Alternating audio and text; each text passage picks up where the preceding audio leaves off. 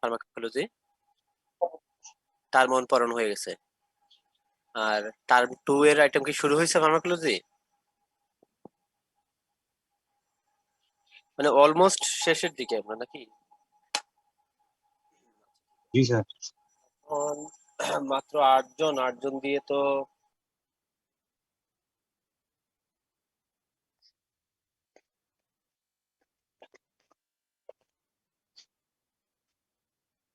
पूजन ज्वाइन कर।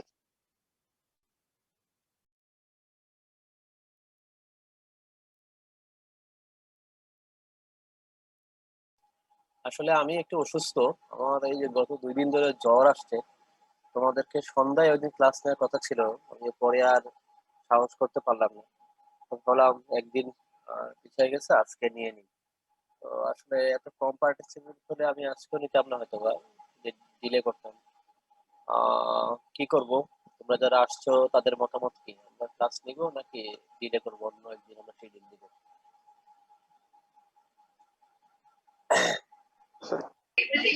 Class name sir. নিব, ক্লাস নিব। जी सर। আচ্ছা, আমরা তো আছি। হ্যাঁ, তাহলে তোমরা যখন আসছো ক্লাস নেই। যদি বিরক্ত লাগে বলবা, যেহেতু আমারও শরীর খারাপ, বন্ধ জি করে দিই। ঠিক আছে, আমরা ক্লাস নেই। আচ্ছা, আমাদের আমি ক্লাসের সম্পর্কে একটু বলি।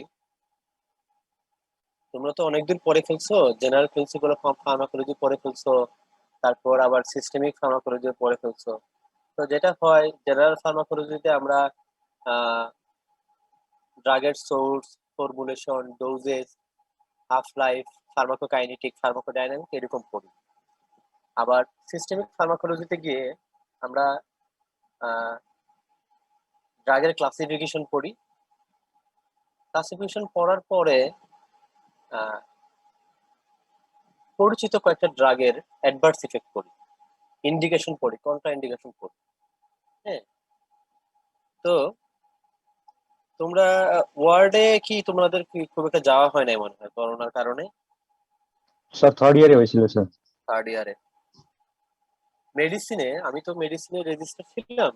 আমার একটা মানে পার্সোনাল অভিজ্ঞতাটা এরকম, মেডিসিনে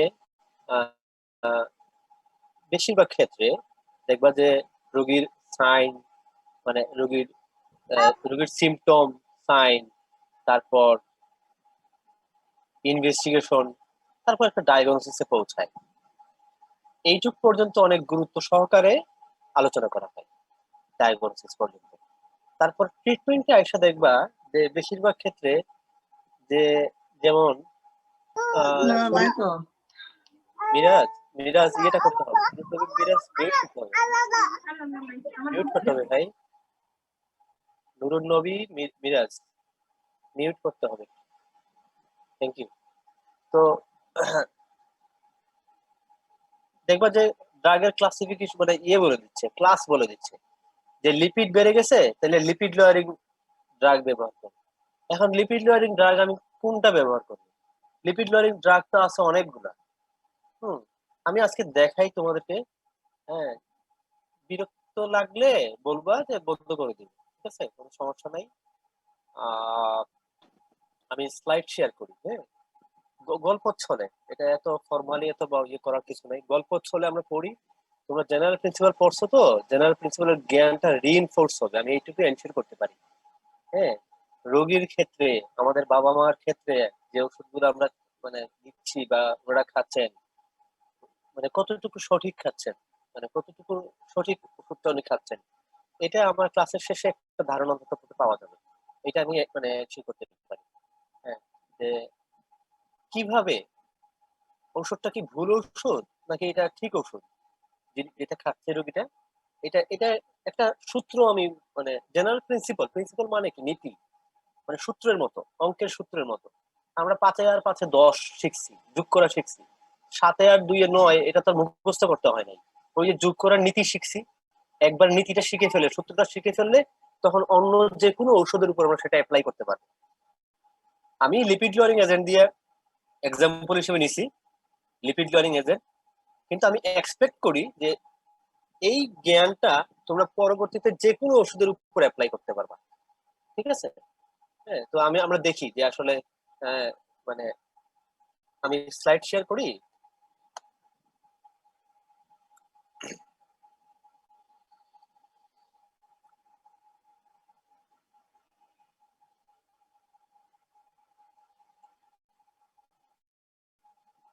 একটু ধৈর্য ধরে থাকো, আজকে আসলে আমিও একটু অসুস্থ, মানে এত এনার্জেটিক ভাবে পড়াতে পারবো না। একটু ধৈর্য ধরে থাকো, কাজে লাগবে, একদম বৃথা যাবে না। আধা ঘন্টা 1 ঘন্টা সময় আমি শেষ করে দেওয়ার চেষ্টা করবো, বৃথা যাবে না। আচ্ছা, আমরা দেখি general principal of pharmacology. General principal of,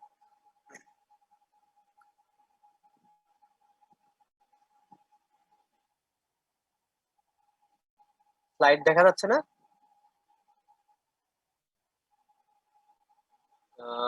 slide, সেটা সমস্যা হয়েছে, দাঁড়াও।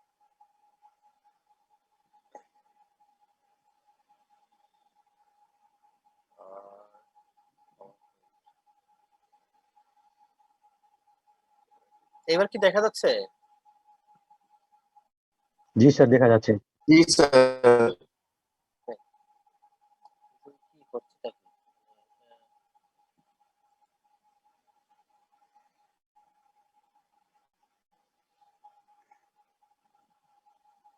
আচ্ছা, তোমরা জেনারেল প্রিন্সিপাল অফ ফার্মাকোলজি পড়ে ফেলছো, তোমাদের জন্য ব্যাপারগুলো ধরা খুবই সহজ হবে। জেনারেল প্রিন্সিপাল অফ ফার্মাকোলজি বলতে জেনারেল প্রিন্সিপাল মধ্যে কি কি আছে, হ্যাঁ, এটা তোমরা জানো। যেমন এই বইটার নাম সবাই জানো যারা ফার্মাকোলজি পড়তেছো। হ্যাঁ, আমরা তো আসলে যে যে ব্রাঞ্চেরই ডাক্তার হই না কেন, মানে যে যে ব্রাঞ্চেরই হই না কেন, আমাদের কিন্তু ঔষধ লিখতে হবে। হ্যাঁ, আমরা সার্জন হই, আমরা মেডিসিনের হই, গাইনি পড়ি, ইএনটি পড়ি, ঔষধ কিন্তু আমাদেরকে লিখতে হবে। তো আসলে ফার্মাকোলজি আমাদের সারা জীবন লাগবে। তো এই বইটা কি কেউ চেনো এই বইটা?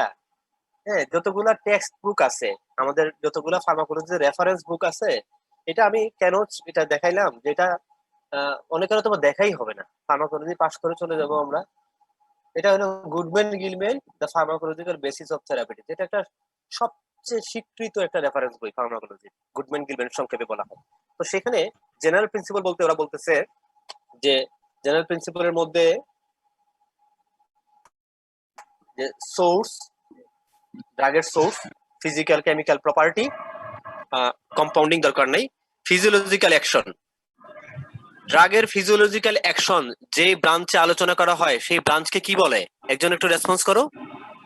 ড্রাগের ফিজিওলজি মানে অ্যাকশন যেই ব্রাঞ্চে আলোচনা করা হয় ফার্মাকোলজি, ফার্মাকোডাইনামিক্স। ফার্মাকোডাইনামিক। এটা খুব ইম্পর্টেন্ট, তাহলে এটা খুব ইম্পর্টেন্ট, ফার্মাকোডাইনামিক। হ্যাঁ, এটা খুব ইম্পর্টেন্ট। আর এটা হলো অ্যাবজর্পশন, ফেট, এক্সক্রিশন। এটা এটা এটা কোথায় আলোচনা করা হয়? এটা কোন ফার্মাকোকাইনেটিক্স। ব্রাঞ্চে? ফার্মাকোকাইনেটিক। Very good. হ্যাঁ, তাহলে তোমাদের বেশ ভালো ধারণা আছে। এই দুইটা কিন্তু মূলত মেইন ব্রাঞ্চ। হ্যাঁ, মূলত এটা মানে ইম্পর্টেন্ট ব্রাঞ্চ। আমরা ফার্মাকোলজিতে জেনারেল প্রিন্সিপাল তাহলে সোর্স, ফিজিক্যাল কেমিক্যাল প্রপার্টি। আচ্ছা, আমি একটু ইয়েটা ওপেন করি আমার, একটা মিনিট প্লিজ, রেকর্ডিংটা একটু অন করি।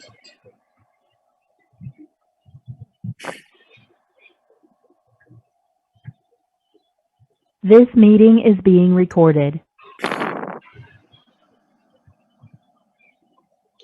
তো এই ফার্মাকোকাইনেটিক, ফার্মাকোডাইনামিক এটা খুবই ইম্পর্টেন্ট। আর সবার শেষে যেটা আসলে আমরা সবসময় ইগনোর করে যাই, যেটা সবসময় আমরা ইগনোর করি কিন্তু এই বইটাতে ইগনোর করে নাই, এটা হলো থেরাপিউটিক ইউজ অফ ড্রাগ। একটা ড্রাগ যে আমি ব্যবহার করব, মানে যুক্তি কি? আমি একটা ড্রাগ ব্যবহার করব কোন যুক্তিতে ব্যবহার করব, একটা ড্রাগ ব্যবহার না করলে সেটা কোন যুক্তিতে ব্যবহার করব। এই যে থেরাপিউটিক ইউজ অফ ড্রাগ, হ্যাঁ, pharmacokinetic, pharmacodynamic, source, therapeutic use of drug, তো এগুলো তো জেনারেল প্রিন্সিপল।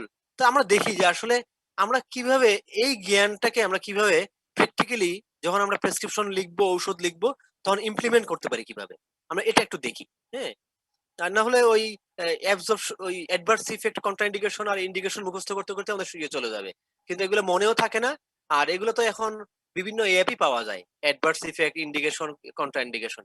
তো ওইভাবে মুখস্থ না করে যদি প্রিন্সিপালটা মুখস্থ করা যায়, তাহলে সকল ওষুধের উপর তোমরা অ্যাপ্লাই করতে পারবো। তো আমরা একটু আগাই। তো আমরা এই জেনারেল প্রিন্সিপালের জ্ঞানটাই আজকে আমরা লিপিড মডিফাইং এজেন্ট দিয়ে আমরা দেখবো যে কিভাবে আমরা প্র্যাকটিক্যালি এটাকে অ্যাপ্লাই করতে পারি। হ্যাঁ, আমরা একটু আগাই। আমাদের উদ্দেশ্য হলো রেশনাল ইউজ অফ ড্রাগ। একটা ঔষধ ব্যবহার করলেই তো হয়ে যাবে, আর কি? তাহলে রেশনাল কথাটা কেন বললাম? কারণ দেখো, লিপিড মডিফাইং এজেন্ট, তো লিপিড মডিফাইং এজেন্ট কতগুলো আছে তোমরা মনে হয় এগুলো পড়ছো অলরেডি। এখানে 9টা ক্লাসের ওষুধ আছে, 9টা ঔষধ না কিন্তু 9টা ক্লাস। এখানে 9টা ক্লাস। এই প্রতি ক্লাসে যদি 5টা করে ওষুধ থাকে, 3টা করে ওষুধ থাকে, তাহলে মোট ওষুধ আছে এখন এখানে 27। আমি মিনিমাম ধরলাম যে লিপিড মডিফাই করতে, কোলেস্টেরলকে মডিফাই করতে 9টা ক্লাসের ওষুধ ব্যবহার করা যায় 9টা ক্লাস। এই 9টা ক্লাসের প্রত্যেকটা যদি 3টা করে ওষুধ ধরি, তাহলে তো 27টা ওষুধ আছে। এখন বইয়ে তো বলে দিবে লিপিড মডিফাইং এজেন্ট ব্যবহার করো। এখন 27টা ওষুধের মধ্যে তোমার রোগীর ক্ষেত্রে তুমি কোনটা ব্যবহার করবা, এই সিদ্ধান্ত আমরা কিভাবে নিব? হ্যাঁ, এই শুধু মুখস্থ করলাম ক্লাসিফিকেশন, যে মডিফাই কোলেস্টেরল 9টা ক্লাস, 9টা ক্লাস মুখস্থ করে গেলাম। কিন্তু রোগীর ক্ষেত্রে কিভাবে, মানে এটা সিলেক্ট করবা কিভাবে? এই 9টা ক্লাস থেকে কোনটা দিবা? এটা তো কেউ শিখাবে না। আর মেডিসিনও শিখাবে না এটা।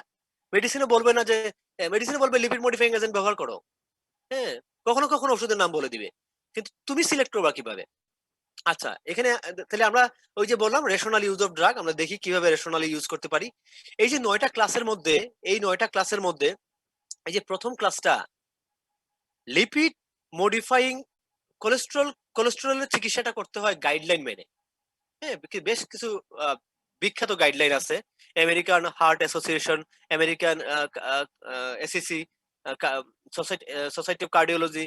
তো বেশিরভাগ গাইডলাইনে বলছে যে কোলেস্টেরলের চিকিৎসায়, আমাদের বাসায় আমাদের বাবা মারা কিন্তু এই ওষুধটা কমনলি খায়। হ্যাঁ, কমনলি খায়, দেখবো যে স্টেটিন কমনলি খাচ্ছে।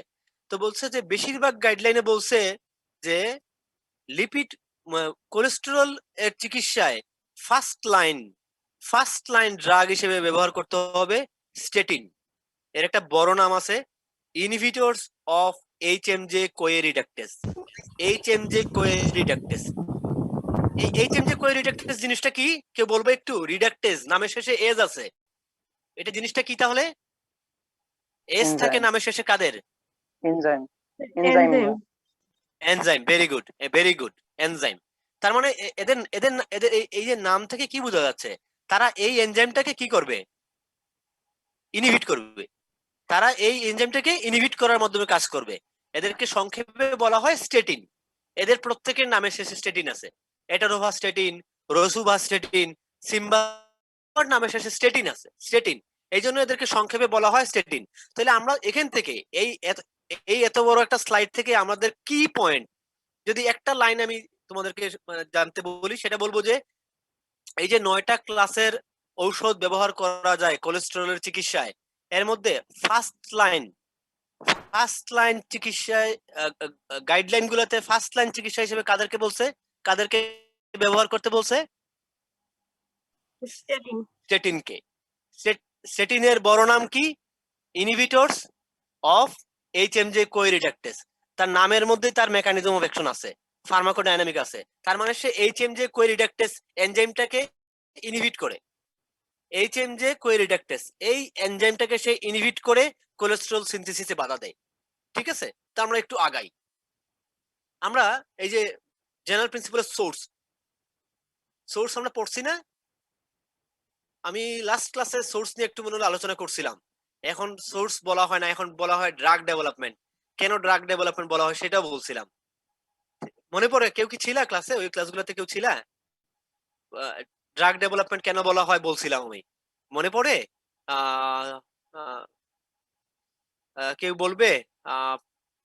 একটু রেসপন্স করো দেখি। কে ছিলা ক্লাসে? এরকম কেউ ক্লাসে ছিলা? মৌরি তাসনিম ছিলা নাকি ক্লাসে? ওই ক্লাসে ছিলে? আমি একটা ক্লাস নিয়েছিলাম এর উপরে। আচ্ছা, তাহলে ইয়ে বলো, প্রসন্ন বলো, কেন ড্রাগ ডেভেলপমেন্ট কেন বলছিলাম? সোর্স না বলে বলছিলাম ড্রাগ ডেভেলপমেন্ট বলা হয় এখন। হ্যাঁ, সিনথেসিস করে এখন ওই স্পেসিফিক টার্গেট অনুযায়ী ড্রাগ ঠিক করে ফেলা হয়। আচ্ছা, যাই হোক, এগুলো কমপ্লিকেট। ডিজায়ার্ড ইফেক্ট পাওয়ার জন্য। তারপর ঠিক আছে, দেখো এটা এটা এখানে একটা ইন্টারেস্টিং ব্যাপার আছে। হ্যাঁ, এখানে একটা ইন্টারেস্টিং ব্যাপার আছে। এই, তোমরা একটা প্রশ্নের উত্তর দাও, এটা সবাই পারবা। অ্যান্টিবায়োটিক আবিষ্কার করেন কে? নাম কি ওনার? Alexander Fleming, sir. ফ্লেমিং। উনি Alexander উনি Fleming. কোথা থেকে, উনি কি থেকে অ্যান্টিবায়োটিক আবিষ্কার করেন? First antibiotic Penicillium Fungus, notatum. sir. Penicillium Penicillium? notatum. Penicillium notatum. Notatum, sir. Notatum. Very good Sushil. Rikta, হ্যাঁ ভালো রেসপন্স করতেছে আশিস। হ্যাঁ পেনিসিলিয়াম নটেটাম, ঠিক আছে। তো দেখো এখানে একটা মজার জিনিস আছে। হ্যাঁ, এই পেনিসিলিয়াম নোটেটামের কাছাকাছি একটা ছত্রাক ফাঙ্গাস, পেনিসিলিয়াম সিট্রিনাম। তো এখান থেকে এই যেহেতু এই পেনিসিলিয়াম নোটেটাম থেকেও অ্যান্টিবায়োটিক আবিষ্কার করা হয়েছে, এইখান থেকেও একটা অ্যান্টিবায়োটিক আবিষ্কার করার চেষ্টা করছেন এই উনি প্রফেসর আকিরা এন্ডো। বুঝতে পারছো সবাই? পেনিসিলিয়াম নোটেটাম থেকে অ্যান্টিবায়োটিক আবিষ্কার করছে, তো উনি পেনিসিলিয়াম সিট্রিনাম থেকে চাইছে যে একটা অ্যান্টিবায়োটিক আবিষ্কার করি, ন্যাচারাল সোর্স আর কি। কিন্তু উনি যে জিনিস আবিষ্কার করছে, আবিষ্কার করার পরে দেখে যে এই জিনিসের অ্যান্টিমাইক্রোবিয়াল প্রপার্টি নাই, বরং এই জিনিস, এই ওষুধ কি করে কোলেস্টেরল কমায়। স্টেটিন এইভাবে আবিষ্কার হয়। হ্যাঁ, স্টেটিনটা এইভাবে আবিষ্কার হয়, মানে অ্যাক্সিডেন্টালি। হ্যাঁ অ্যাক্সিডেন্টালি, ওই যে কোনো, আচ্ছা যাই হোক এটা না বলি। তাহলে বুঝতে পারছো পেনিসিলিয়াম সিট্রিনাম আর নোটেটামের সাথে একটা সম্পর্ক যে আছে স্টেটিনের। তো যাই হোক, আমার আজকের টপিকটা হলো হেটেরোভাস্কুলার রিলেটেড। তো এখানে আমি গত ক্লাস এটা বলছিলাম, তোমরা আমাকে একটু হেল্প করো। তোমরা, আমি জানি ভাগ খুবই চমৎকার রেসপন্স করতেছো সবাই। হেটেরোভাস্কুলার এটা সিনথেসিস করা হয়, এটা ন্যাচারাল না, এটা ল্যাবরেটরিতে সিনথেসিস করা হয় 1985 সালে। এটা পেটেন্ট করা হয় 1986 সালে। কিন্তু এটা বাজারে আসে, অ্যাপ্রুভাল পায় 96 সালে, মানে প্রায় 11 বছর পরে। কেউ একটু বলো এত সময় লাগলো কেন? Sir, चार्ट একটা phase ওষুধ आके sir. হ্যাঁ और drop development chart Yes, phase आके very sir. Good, very good, এগুলো তোমাদের পড়ানো হয়েছে। আমি, it is the third medical আমি তোমাদের ক্লাস নিচ্ছি, ঠিক আছে। আমি টোটাল 4টা জায়গায় কাজ করতেছি, এরকম রেসপন্স আমি কম পাইছি, ঠিক আছে। জি চমৎকার। স্যার, আমরাই হ্যাঁ, সবচেয়ে ভালো স্যার। হ্যাঁ I feel proud of my medical college, ঠিক আছে। এটা এটা এটা কিন্তু Thank আসলে you, sir. সত্য কথা যে এত রেসপন্স হয়নি। হ্যাঁ এত রেসপন্স হয়নি, মানে অনেক কিছু ওদের আনক্লিয়ার আমি দেখছি যে। তো যাই হোক, 11 বছর সময় লাগছে কেন? এই যে ড্রাগ ডেভেলপমেন্ট ফেজ 1, ফেজ 2, কত সময় লাগে রে ভাই এই এই এই এই এই জায়গাটা কভার করতে? 10 থেকে 15 বছর sir. 10 থেকে 15 বছর। তারপর একটা ওষুধ বাজারে আসে, তাই তো? বাজারে আসার পরে তার শুরু হয় ফেজ 4। ফেজ 4 এ কি দেখা হয়? এডিআর। Adverse effect. তোমরা বলবা একটা ঔষধ 20 বছর আগে বাজারে আসছে। আচ্ছা, এটারোভাস্টিডিন 96 সালে বাজারে আসছে, মানে 25 বছর আগে। তো এর সাইড ইফেক্ট সম্পর্কে আমরা বেশি জানি, নাকি একটা ওষুধ 2020 সালে বাজারে আসছে, মাত্র 1 বছর হয়েছে, এটার সাইড ইফেক্ট সম্পর্কে আমরা বেশি জানি? কোনটা বেশি জানি? যেটা 20 বছর আগে আসছে স্যার. যেটা যেটা আগে বাজারে আসছে, মানে এই ওষুধটার প্রতি আমাদের আস্থা বেশি, এই তো। এই শুনো, যারা এখানে আসো, যারাই আসো, এটা জেনে রাখো।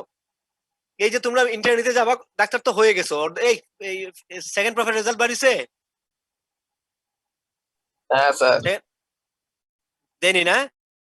সেকেন্ড প্রো পাস করা মানেই তো অর্ধেক ডাক্তার হয়ে যাবা। তো যাই হোক, এই যে ইন্টারনেটে যাবা তো আর কয়েকদিনের মধ্যে, আর 2-2.5 বছরের মধ্যে ইন্টারনেটে যাবা যখন, তখন ওই যে মেডিকেল রিপ্রেজেন্টেটিভরা এসে বলবে, স্যার এই ওষুধটা লেটেস্ট আসছে বাজারে, লেটেস্ট। তখন মনে রাখতে হবে, লেটেস্ট ফোন ইউজ করা, মানে মোবাইল সেট ইউজ করা আর লেটেস্ট ওষুধ ইউজ করা এক কথা না।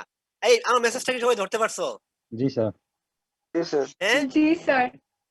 হইতে পারে লেটেস্ট ওষুধ যে ভালো হইতে না পারে তা না, কিন্তু সব সময় এটা হবে না। হ্যাঁ, এই যে করোনা ভ্যাকসিনের ক্ষেত্রে যে সবার একটা একটা যে সংকোচ, তোমরা তো ভ্যাকসিন নিছো তাই না? মনের মধ্যে একটা ভীতি আছে না সবার, জি স্যার.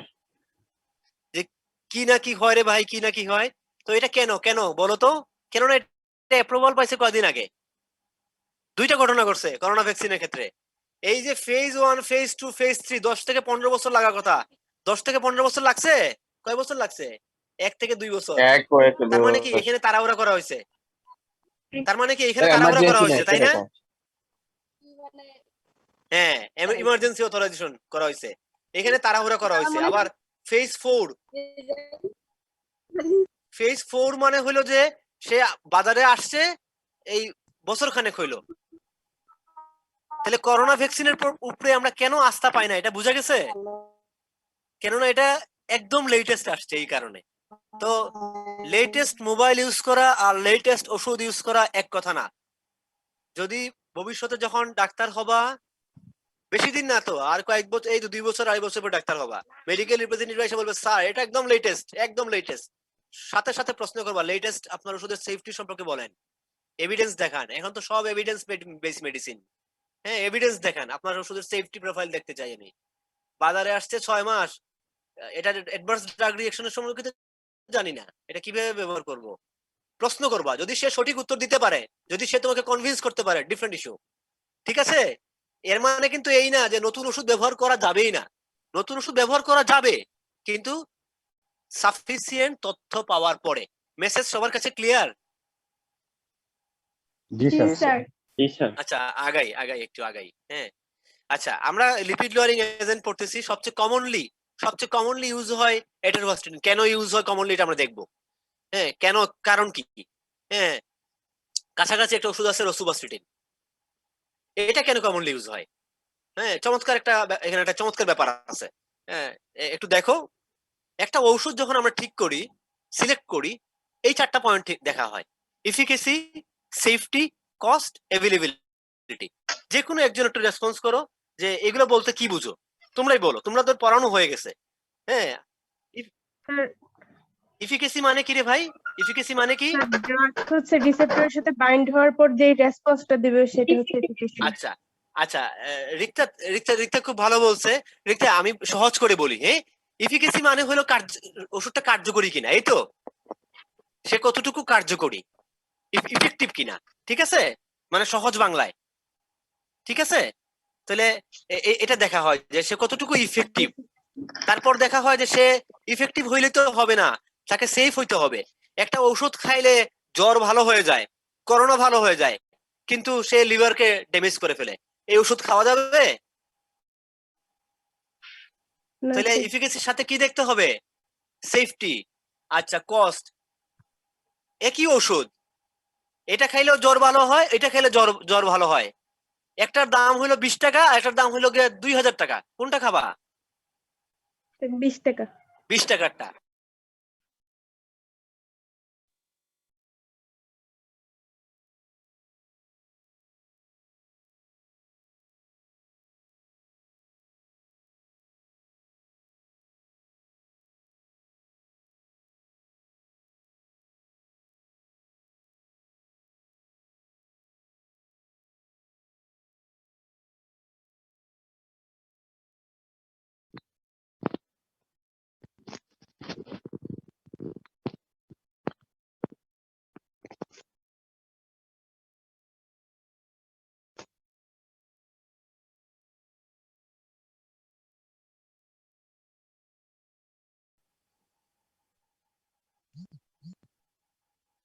এই সবাই আমাকে শুনতে পাচ্ছ? আচ্ছা, আমরা এইটুকু, ওই যে এই স্লাইডটা মানে শেষ করতে পারলে আমাদের আজকের ক্লাসের মূল কথাগুলো শেষ আর কি। তো এই যে ইফিকেসি দেখি, সে কতটুকু কার্যকরী, সে কতটুকু সেফটি, কস্ট, তার দাম কেমন, আর সে অ্যাভেলেবেল কিনা। হ্যাঁ, একটা ওষুধ লিখবো, রুগী তাকে খাইতে হবে, তো তাকে অ্যাভেলেবেল হইতে হবে। এখন এই যে দেখো, আমি 2টা ওষুধের নাম বলছি এখানে। হ্যাঁ, একটা হলো যে এটারোভাস্টেটিন, আর একটা ওষুধ হলো রসুভাস্টিন। আমি মোস্ট কমনলি ইউজ কোনটা বলছি? এটারোভাস্টিন। এটারোভাস্টেটিন। এটা মোস্ট কমনলি ইউজ। হ্যাঁ, এটা মোস্ট কমনলি। আর রসুভাস্টিন এটার থেকে কম। কিন্তু তোমরা কি জানো যে এফিকেসির দিকে, কার্যকারিতা দিকে রসুভাস্টিন ইজ মোস্ট ইফেক্টিভ স্টেটিন। তাহলে প্রশ্ন হলো, যদি রসুভাস্টিন মোস্ট ইফেক্টিভ হয়, তাহলে সে সবচেয়ে বেশি মোস্ট ইউজ হইল না, মোস্ট কমনলি ইউজ হইল না কেন?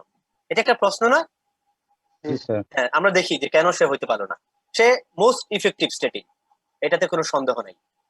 কিন্তু তার সমস্যা দেখো, কোন কোন জায়গায় সমস্যা করতেছে সে। সেফটি, সবগুলো স্টেটিন, বেশিরভাগ স্টেটিন যদি বেশির সময় ব্যবহার করা হয়, তারা মাইক্রো অ্যালবুমিনুরিয়া করে। প্যাথোলজি পড়ানো হয়েছে, মাইক্রো অ্যালবুমিনুরিয়া কেউ বলতে পারবে? না পারলেও চলবে। less than 300 milligram per deciliter. আমাদের ইয়েতে ইউরিনে নরমালি অ্যালবুমিন যাওয়ার কথা, কিন্তু যদি অ্যালবুমিন যায় এবং সেটা যদি 300 মিলিগ্রামের কম হয় সেটাকে বলে মাইক্রো অ্যালবুমিনুরিয়া। স্টেটিন গুলা এই কন্ডিশনটা করে।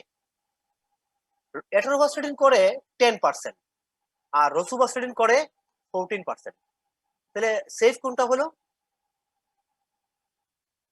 অ্যাটোরোভাস্টেটিন। আচ্ছা, আরেকটা জিনিস জেনে রাখো সবাই, অ্যাপ্রুভাল পাইছে, অ্যাটোরোভাস্টেটিন অ্যাপ্রুভাল পাইছে 1996 আর রসুভাস্টেটিন অ্যাপ্রুভাল পাইছে 2003। তাহলে কোনটার সেফটি প্রোফাইল সম্পর্কে আমাদের বেশি জানা আছে? Atorvastatin. অ্যাটোরোভাস্টেটিন। তাহলে ওষুধের হিস্ট্রি জানার একটা গুরুত্ব আছে। আমরা জেনারেল প্রিন্সিপালের হিস্ট্রি পড়ি, এটা এমনি পড়ি না, হ্যাঁ, এটা জানার একটা গুরুত্ব আছে। তাহলে আমরা দেখলাম যে সেফটির দিকে রসুভাস্টেটিনের চাইতে অ্যাটোরোভাস্টেটিন আগায় আছে। এখানে শুধু আগায় আছে রসুভাস্টেটিন। কস্ট, অ্যাটোরোভাস্টেটিনের দাম প্রায় দ্বিগুণ। এখানে 20 মিলিগ্রামের দাম হলো 18 টাকা আর এটা 10 মিলিগ্রামের দাম হলো 20 টাকা। তো এই স্টেটিন গুলো এমন ওষুধ, এগুলা মানে বছরের পর বছর ইভেন লাইফ লং খেতে হয়। তো দাম এই জন্য খুব, একটা ওষুধ আমি 7 দিন খাবো, একটা অ্যান্টিবায়োটিক আমি 7 দিন খাবো, এটার দাম যতটা না গুরুত্বপূর্ণ, যে ওষুধটা বছরের পর বছর খাবো তার দাম বেশি গুরুত্বপূর্ণ। তাহলে এখানেও দাম কম দামি কে? এখানেও কম দামি হলো অ্যাটোরোভাস্টেটিন। আর অ্যাভেলেবিলিটির দিকে একদম উপজেলা লেভেলে পাওয়া যায় অ্যাটোরোভাস্টেটিন। তাহলে এই 3টা পয়েন্ট বিবেচনায় আমার আমার ড্রাগ অফ চয়েস কি হবে? Atorvastatin. অ্যাটোরোভাস্টেটিন। আচ্ছা, যে স্যার এখন আমার বাবা তো রসুভাস্টেটিন খায়, এরকম আছে কেউ বাবা বা মা মানে জি, আঙ্কেল স্যার। বা আন্টি রসুভাস্টেটিন খাচ্ছেন? হ্যাঁ, যে স্যার এখন তাহলে কি রসুভাস্টেটিন বন্ধ করে দিব কিনা?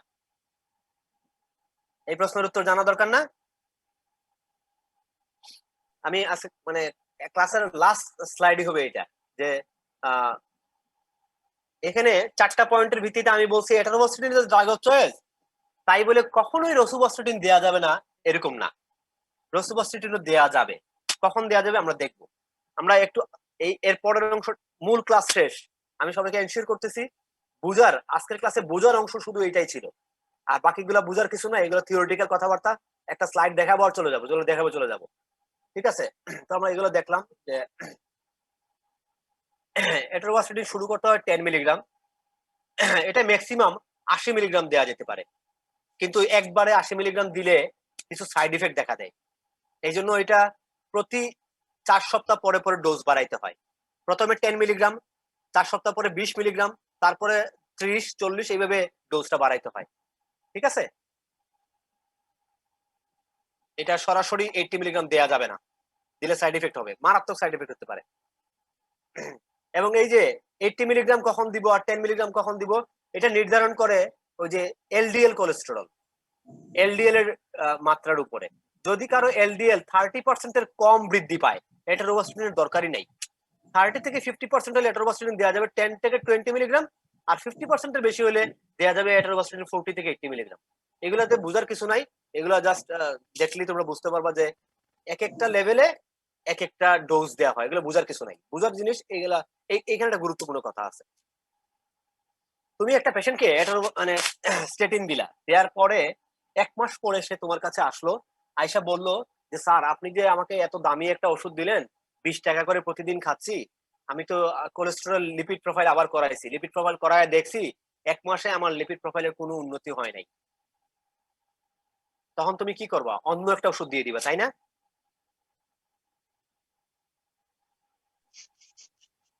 অন্য ওষুধ দিয়ে দিবা? অন্য ওষুধ দেওয়া যাবে না। মনে রাখতে হবে এই চিকিৎসাটা ফলাফল পাইতে কতদিন সময় লাগে?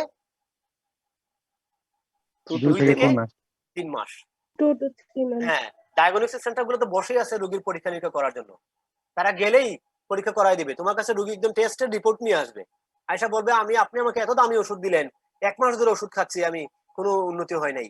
এখন যদি তোমরা যদি এই ব্যাপারটা না জানো, হ্যাঁ, এই ব্যাপারটা যদি না জানো, তাহলে কি করবা? ওষুধ তো চেঞ্জ করে দিবা, দিয়ে তো আবার 1 মাস পরে সে আবার আসবে।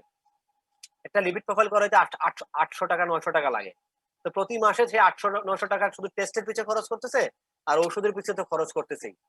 জাস্ট একটাই কারণ, তুমি এই তথ্যটা জানো না। তুমি যদি এই তথ্যটা জানতা, তাকে প্রতি মাসে টেস্ট করাইতে হইতো না, তার ওষুধ বদলাইতে হইতো না। তাহলে এটা কত গুরুত্বপূর্ণ ব্যাপার। এরকম কত ব্যাপার যে আমরা জানি না। এই যে ভুল চিকিৎসা সব কিন্তু মিথ্যে না, সব সত্য না। হ্যাঁ, একটা কিছু হইলে রুগী তো মারা যেতেই পারে। জীবন আর মৃত্যুর মধ্যে ব্যবধান তো খুবই কম, রুগী মারা যেতেই পারে। কিন্তু সব ভুল চিকিৎসা না। আবার একদমই ভুল চিকিৎসা হচ্ছে না তাও সত্য না, কিছু তো হচ্ছে একদম ডকুমেন্টেড। আমেরিকার মতো দেশেও হচ্ছে, ভুল চিকিৎসা হচ্ছে। তো দেখো, এই যে তথ্যটা যে লিপিড এর চিকিৎসা ফলাফল পাইতে 2 থেকে 3 মাস সময় লাগে, এটা যদি আমি জানি তাহলে রুগীর টাকা বেঁচে যাবে, আমাকে বারবার ওষুধ চেঞ্জ করতে হবে না, বারবার তাকে পরীক্ষা করাইতে হবে না। একটা লিপিড প্রোফাইল করাইতে 800 টাকা লাগে, 800 মিনিমাম। ঠিক আছে, তাহলে এই তথ্যটা কত ইম্পর্টেন্ট। 2 থেকে 3 মাস সময় লাগবে। ঠিক আছে, ফার্মাকোকাইনেটিক্স এটা র্যাপিডলি অ্যাবজর্ব হয়, এটা বেশি ইম্পর্টেন্ট না। এটা এই যে হাফ লাইফ, আচ্ছা এটা আমরা জেনে রাখি, এমনি র্যাপিডলি অ্যাবজর্ব হয়। হাফ লাইফ সম্পর্কে একটু জানি আমরা। আমাদের শরীরে কোলেস্টেরল সিনথেসিস হয় রাত্রে 10টা থেকে বা 12টা থেকে রাত 2টা পর্যন্ত। আর বেশিরভাগ স্টেটিনের হাফ লাইফ হলো 4 ঘন্টা, মানে 4 ঘন্টা পরে বডিতে মানে অর্ধেক হয়ে যায়। তাহলে স্টেটিন গুলা খাইতে হবে কখন? সকালবেলা, তাই না প্রসন্ন? সকালবেলা খাবা। হাফ লাইফ তো 4 ঘন্টার কম। আমার বডিতে স্টেটিন কাজ করতে হবে কখন? রাত্রে মিডনাইট থেকে রাতে। আর তার হাফ লাইফ মানে কি? লেভেল অর্ধেক হয়ে যায়। 4 ঘন্টা পরেই তো তার লেভেল অর্ধেক হয়ে যায়। এখন আমি যদি সকাল 10টায় খাই, সে রাতে কাজ করবে? রাতে কাজ করবে না। দেখছো হাফ লাইফ জানার গুরুত্ব কি? বেশিরভাগ স্টেটিনের হাফ লাইফ 4 ঘন্টার কম। এই জন্য বেশিরভাগ স্টেটিন খাইতে হয় সন্ধ্যার সময়, রাতের বেলা। কিন্তু এটারোভাস্টেটিনের ক্ষেত্রে হাফ লাইফ 14 ঘন্টা। এটা সকালে খাইলেও রাতে কাজ করবে, দুপুরে খাইলেও রাতে কাজ করবে। আমরা চেষ্টা করবো সকালে দেওয়ার, এই রাতে দেওয়ার, কিন্তু এটা যে কোনো সময় খাওয়া যাবে। এতে করে এডারেন্স বৃদ্ধি পায়। এডারেন্স মানে হলো রোগীর ঔষধটা খাওয়ার প্রবণতা বৃদ্ধি পায়। যেহেতু এটা দিনের যে কোনো সময় খাওয়া যায়, কারণ কি? তার হাফ লাইফ বেশি। অন্যান্য স্টেটিনের হাফ লাইফ 4 ঘন্টা, আর এই স্টেটিনের হাফ লাইফ কয় ঘন্টা? 14 hours 14 ঘন্টা। 14 ঘন্টা। হাফ লাইফের গুরুত্বটা বোঝা গেছে? জি স্যার এই তোমরা অ্যান্টি এনজাইনাল ড্রাগ পড়ছো? অ্যান্টি এনজাইনাল জি ড্রাগ স্যার পড়ছো? জি স্যার নাইট্রোগ্লিসারিনের হাফ লাইফ কত রে? few sir only few minutes very good Ashish, few minutes. এখন মাত্র কয়েক মিনিট। এখন ধরো আল্লাহ না করুক বা সৃষ্টিকর্তা না করুক, আমার ধরো এমআই হয়েছে। আমার এমআইটা এমন পর্যায়ের এমআই, আমার কিছুক্ষণ পরপরই বুকে ব্যথা হয়। ওটার হাফ লাইফ কত? Few minute. তাহলে আমি কিছুক্ষণ পরপর নাইট্রোগ্লিসারিন নিব? কেউ একটু বলো, এটা সমাধান কি? একটু চিন্তা করো, তোমরা তো মানে পড়ে ফেলছো। ওইটাই স্যার হাফ লাইফ বাড়াই দিতে হবে স্যার। হাফ লাইফ বাড়াই দিতে হবে। হাফ লাইফ তো আর বাড়ানো যাবে না। এটা এমন ভাবে মানে ওষুধটা তৈরি করতে হবে, ওষুধের ট্যাবলেটটা এমন ভাবে তৈরি করতে হবে যেন এটা অল্প অল্প করে রিলিজ হয়, দীর্ঘ সময় ধরে রিলিজ হয়। তার হাফ লাইফ তো কয়েক মিনিট। সে যদি রিলিজ হয় আস্তে আস্তে, ওই এই যে আস্তে আস্তে রিলিজ হয় যে ট্যাবলেট, ওইটাকে কি বলে রে ভাই? এই বলো, তোমরা জানো? Sustain release. মনে পড়ে? জি স্যার ফর্মুলেশনের মধ্যে সাস্টেইন রিলিজ ওষুধ ছিল না? তো বুঝা গেছে এটার গুরুত্ব কি। যেই সকল ওষুধের হাফ লাইফ কয়েক মিনিট কিন্তু আমার শরীরে এটার লাগবে অনেক সময় ধরে, সেই সকল ওষুধকে সাস্টেইন রিলিজ ফর্মুলেশন তৈরি করা হয়। আর এইখানে আমরা জানলাম, এখানে বেশিরভাগ ওষুধ হলো স্টেটিন হলো 4 ঘন্টা, খাইতে হয় সন্ধ্যায়। কিন্তু এটারোভাস্টেটিন 14 ঘন্টা। এটা দিনের যে কোনো সময় খাওয়া যায়। এতে করে এডহেরেন্স বৃদ্ধি পায়। এডহেরেন্স মানে লেগে থাকা, প্রেসক্রিপশন ডাক্তারের পরামর্শের সাথে লেগে থাকা, এটা হলো এডহেরেন্স। যাই হোক, আমরা একটু আগাই। এই এক্সটেন্সিভ ফার্স্ট ক্লাস মেটাবলিজম, এটা ফার্স্ট অফের পড়া। এটা যদি হয় তাহলে বায়ো অ্যাভেলেবিলিটি কমে যাবে না বেড়ে যাবে? কমে যাবে স্যার। কমে যাবে। দেখো অ্যাটারোভাস্টিনের এক্সটেন্সিভ ফাস্ট মেটাবলিজম অনেক বেশি, বায়ো অ্যাভেলেবিলিটি মাত্র 15%। প্রশ্ন হলো তাহলে এই বায়ো অ্যাভেলেবিলিটি মানে কি? যে ওষুধটা ইনটেক অবস্থা শরীরে আছে, তাই না? ইনটেক অবস্থায় আছে না? জি স্যার। এখন এখানে আছে মাত্র 15%, তাহলে বাকি 85% যদি নষ্টই হয়ে যায় তাহলে ওষুধটার আর কোনো ভ্যালু থাকবে? পুরো টাকাটাই তো নষ্ট হয়ে যাচ্ছে আমার, জি স্যার। তাই না? কিন্তু না, কিন্তু এটা একটা মজার ব্যাপার হলো এখানে যে মেটাবলাইটটা তৈরি হয় অ্যাটারোভাস্টিনের এই যে ফার্স্ট পাস মেটাবলিজমের পরে যে মেটাবলাইটটা তৈরি হয় এটা ইনঅ্যাক্টিভ না, এটা অ্যাক্টিভ। আমরা প্রথমে পড়ছিলাম না এই যে এইচএমজে কোয়েরিডেক্টেসকে ইনহিবিট করবে, এইচএমজে কোয়েরিডেক্টেসকে ইনহিবিট করবে। অ্যাটারোভাস্টিনের এই ইনহিবিশনের কাজটা 70% করে মেটাবলাইট। এই জন্য একে বলা হচ্ছে active metabolite.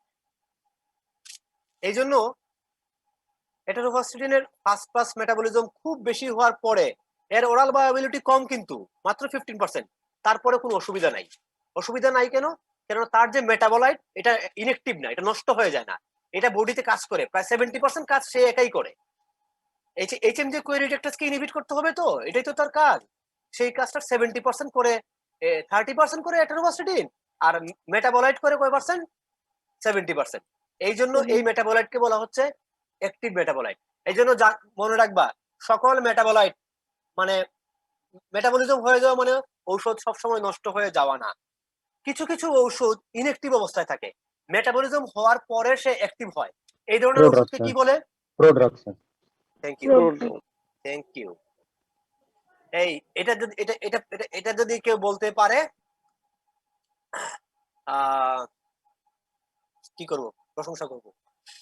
অ্যাটারোভাস্টিন is highly bound to plasma protein, প্রায় 98%। এই প্লাজমা প্রোটিন কি কি আছে রে? একটু বলো তো দেখি। Albumin, albumin, albumin, globulin, fibrin. Good.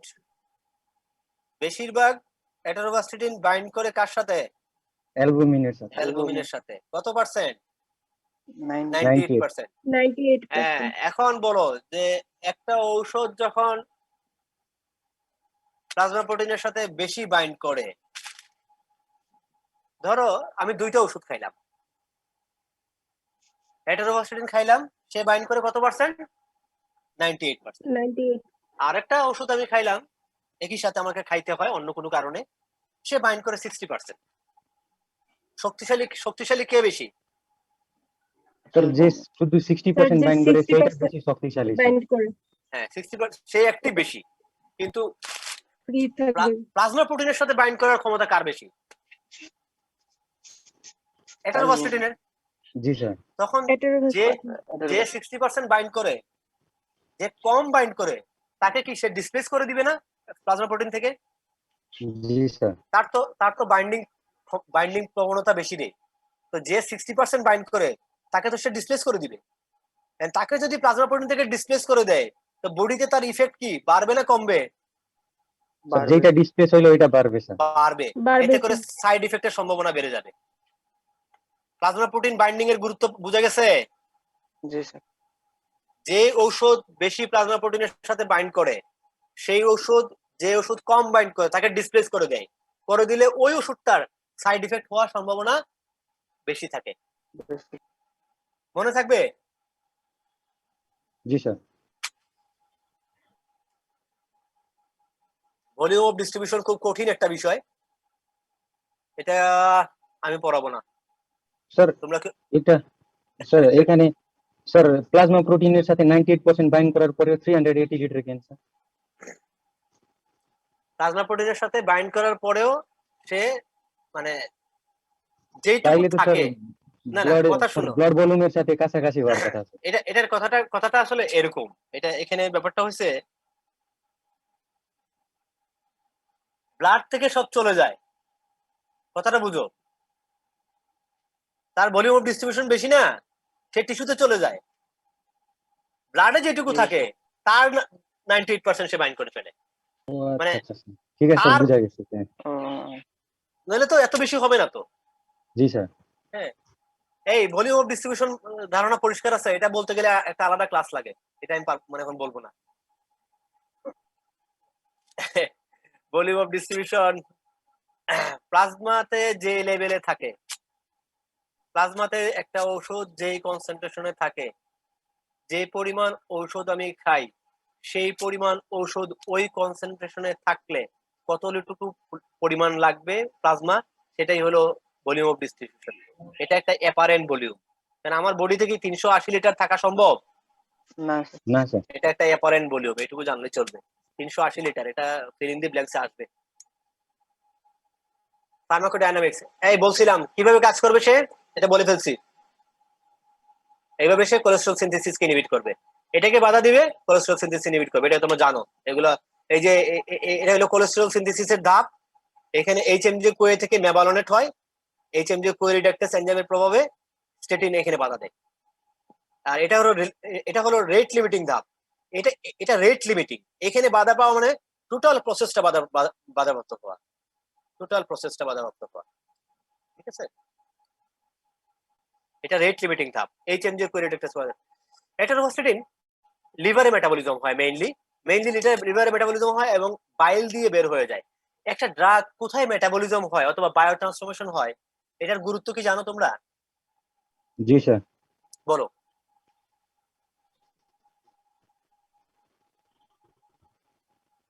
যে বলো বলো আশিস, পারবা তো, বলো না।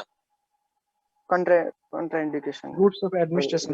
যদি সে লিভারে মেটাবলিজম হয়, তো যার লিভার ইম্পায়ারমেন্ট আছে তার ক্ষেত্রে জি, স্যার। ওষুধটা ব্যবহার করার সময় মানে কি করতে হবে? সতর্কভাবে ব্যবহার করতে হবে। কারণ মেটাবলিজমের উদ্দেশ্য জি কি? স্যার।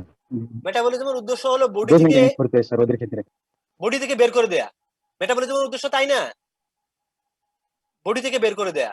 এখন যদি ধরো আমার লিভারে মেটাবলিজম হয়, এখন আমার লিভার কাজ করে না, তার মানে কি ড্রাগটা আমার বডিতে অ্যাকুমুলেট হচ্ছে। আর ড্রাগটা যদি আমার বডিতে অ্যাকুমুলেট হয়, কি দেখা দিবে? টক্সিসিটি দেখা দিবে। তাহলে সাইট অফ বায়োট্রান্সফরমেশন জানার গুরুত্ব বোঝা গেছে? সাইট জি অফ স্যার। বায়োট্রান্সফরমেশন জানার গুরুত্ব বোঝা গেছে? যেই Yes, sir. ড্রাগ যেখানে বায়োট্রান্সফরমেশন হবে, সেইখানে যদি কোনো ইম্পায়ারমেন্ট থাকে, সেই ড্রাগ ব্যবহার করার ক্ষেত্রে সতর্কতা অবলম্বন করতে হবে। এটা যেন সবসময় মনে থাকে। অ্যাটোরোভাস্টেটিন রেনাল এলিমিনেশন খুবই কম, 1%-এরও কম, 1%-এরও কম। এই জন্য দেখো সিকেডিতে, ক্রনিক কিডনি ডিজিজে যতগুলো ওষুধ আছে সব ডোজ অ্যাডজাস্টমেন্ট করতে হয়, শুধুমাত্র অ্যাটোরোভাস্টেটিনের ডোজ অ্যাডজাস্টমেন্ট করতে হয় না, তার রেনাল এলিমিনেশন অনলি 1%। তাহলে সাইট অফ বায়োট্রান্সফরমেশন জানার গুরুত্ব বোঝা গেছে? জি স্যার। Yes, sir. জি স্যার। আচ্ছা, বাকিদের সাথে একটু কথা বলি, একটানা ক্লাস নিচ্ছি, বিরক্ত করে ফেলতেছি। নুসরাত জাহান, নুসরাত বুঝা যাচ্ছে আমি কি বলতেছি? বুঝা যাচ্ছে রে ভাই, নাকি মনে হচ্ছে জি যে স্যার, বুঝতে পারছি। স্যার ইবরি বসায় কথা বলতেছেন? না স্যার, ভালো মতো এরকম বুঝছি। Okay, thank you Nusrat, thank you. সামনাসামনি হলে সবার সাথে যোগাযোগ করা যেত, সবার সাথে কথা বলা যেত। আসলে অনলাইন ক্লাসে র্যান্ডমলি যার নাম সামনে আসে তাকেই তার সাথে কথা বলতে হয়। এই প্লাজমা ক্লিয়ারেন্স একজন বলো, এটা আমি বলবো না, তোমরা বলবা। প্লাজমা ক্লিয়ারেন্স মানে কি বলো? স্যার প্রতি মিনিট যে ড্রাগ মানে এক্সক্রিট হয়ে যায় ওইটা দিয়ে কত প্লাজমা স্যার ড্রাগ থেকে ক্লিয়ার হবে সেইটাই স্যার প্লাজমা। এটা volume of plasma that is cleared of per unit time sir. Very good. এটা কিন্তু অ্যামাউন্ট অফ ড্রাগ না। ওকে, আমি একটু স্যার বলি। Volume of plasma sir. একটা ওষুধের কনসেন্ট্রেশন হলো 10 milligram per 5 litre, 10 milligram per 5 litre ধরলাম, আমরা একটা ধরলাম। এখন প্রতি মিনিটে ওষুধটা বের হয়ে যায় 10 মিলিগ্রাম, তাহলে কতটুকু প্লাজমা থেকে সে ক্লিয়ার হয়? 5 লিটার স্যার। 5 লিটার। এই 10 মিলিগ্রাম কতটুকু প্লাজমাতে আছে রে ভাই? 5 লিটারেই আছে স্যার। প্রায় 5 লিটারে আছে। তাহলে প্লাজমা ক্লিয়ারেন্স মানে কিন্তু অ্যামাউন্ট অফ ড্রাগ না, ভলিউম অফ প্লাজমা, যেটা থেকে ওষুধটা চলে গেল। এটা কি সবাই বুঝছো? আশিস কিন্তু জি, ভালো স্যার। বলছে, বুঝছো না? Yes, sir. সবচেয়ে কম পরিশ্রম করতে হচ্ছে আজকের ক্লাসে আমাকে।